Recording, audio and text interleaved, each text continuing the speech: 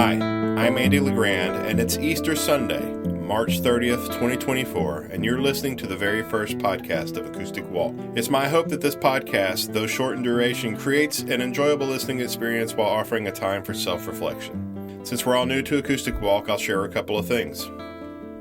The music and spoken word on Acoustic Walk are all original by yours truly. The music will be shared twice, once with spoken words and once again afterwards for your enjoyment.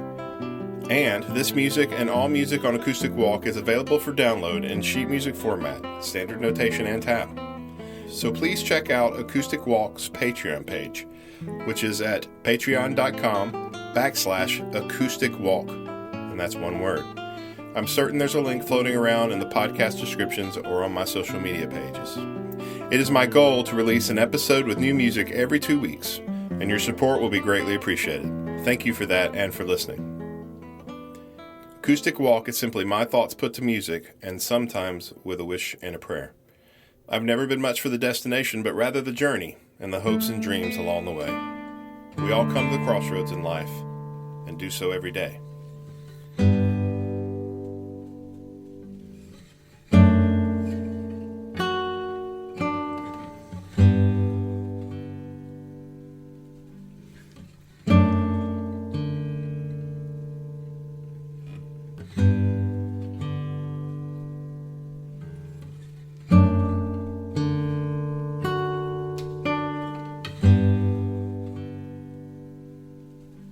And when the dust settles, I find myself standing at the same crossroads I've been standing at for years. That's a line from a song I've never finished writing.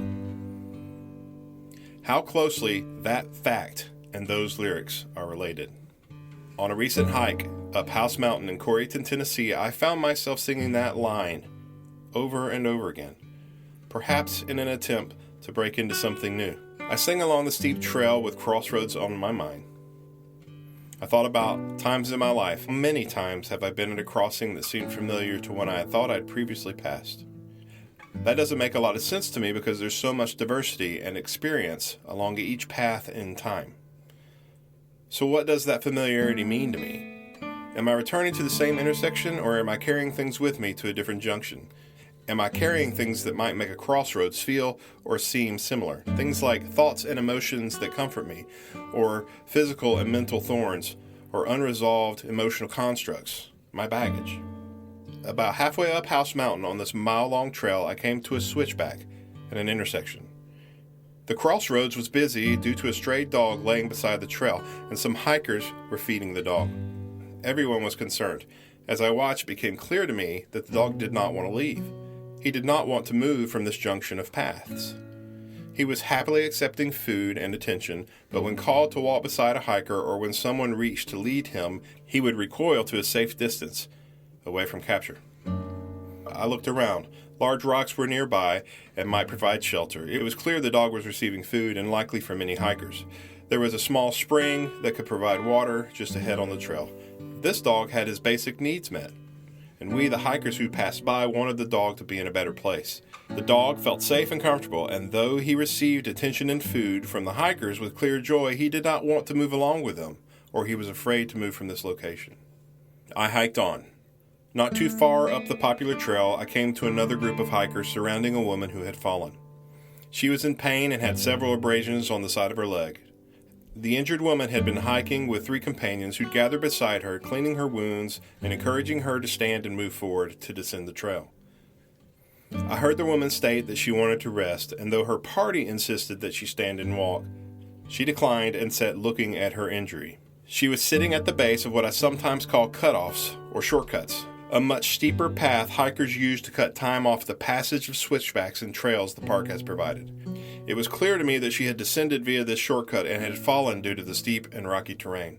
The injured hiker was in pain and did not want to move from this location. She desired to rest and not move forward. Perhaps we've grown or diminished before we come to a place where we need to choose a direction, like a crossroads. I prefer to think, of course, it's always growth, but I know from personal experience that is not the case. Sometimes we may have traveled somewhere because we feel like we've been forced on a path, or because we've chosen a certain road that led us there.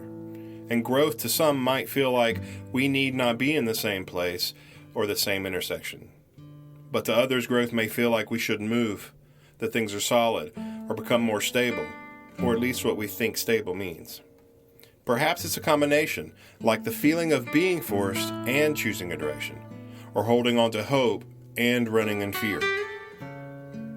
When I begin to look at the elements that add up to an arrival, I can see that no single reason or choice led us to a particular place in life. Going forward, I intend to look around at my surroundings and myself with more detail when I'm at a crossroads, because sometimes simply what we carry inhibits us from being present. And it's my belief that being present in life is the first step on the path to living into this human experience, living into the path itself and the choices, the places, the crossroads that we come to along the journey. Crossroads may cause me to ask questions about my past. There is an understanding across all spiritual practices that living in the past is unhealthy, and I agree with that. I also understand that choices and paths from our past lead us to our present, and understanding what went into those choices and what actions led us to certain paths is important for moving forward. To understand and apply, and to walk on in a healthier and better way is important. Not only that, but also to understand where to give thanks for the experiences and the people we have encountered along the way. And all questions that arise could be asked with an openness to evolution, so not to become obsolete as growth and change occur. Questions like, how did I get here, or where will this path lead me, are obviously relevant, but with the intent of being present, I might ask questions like, here at this crossroads, what have I chosen to arrive here? On a daily basis, what have I consumed? What foods, entertainment, news, data? Who have I allowed to surround me? Did those choices help lead me here? What has been my focus or my lack of focus? Did that help lead me here? What have I been doing with my time daily? Did those activities lead me here? Who has journeyed with me and who has joined me at this crossroads? Did they influence my path? Did I expect to be here at this crossroads? Why? And then I might ask questions to help me understand what I want to carry with me when I move ahead, and how that might affect my journey. Questions like, how quickly will I walk down this road? Will I be able to maintain my sense of self as I travel this way or that way?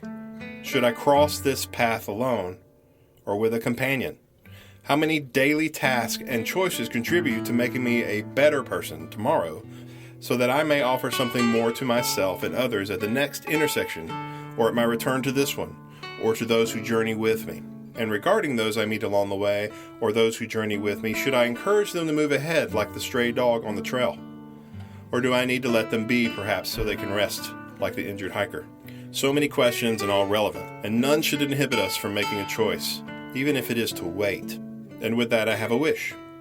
If you or I remain at a crossroads for a while, perhaps because it's a difficult place for us to see through to the other side, or perhaps because we simply need rest, may we always become a resident, or at a minimum contribute something healthy to the community surrounding the crossroads while we are there, bringing the best of what we can where we are and where we go. May we always be aware of the need to feed our souls in any situation, whether walking or resting, and may we take the actions needed to make that food plentiful and sustainable for ourselves and others. I know our paths are our own, and I know paths can become complicated and take unexpected turns. I also know a travel path aligns with a universal purpose even though we cannot see it.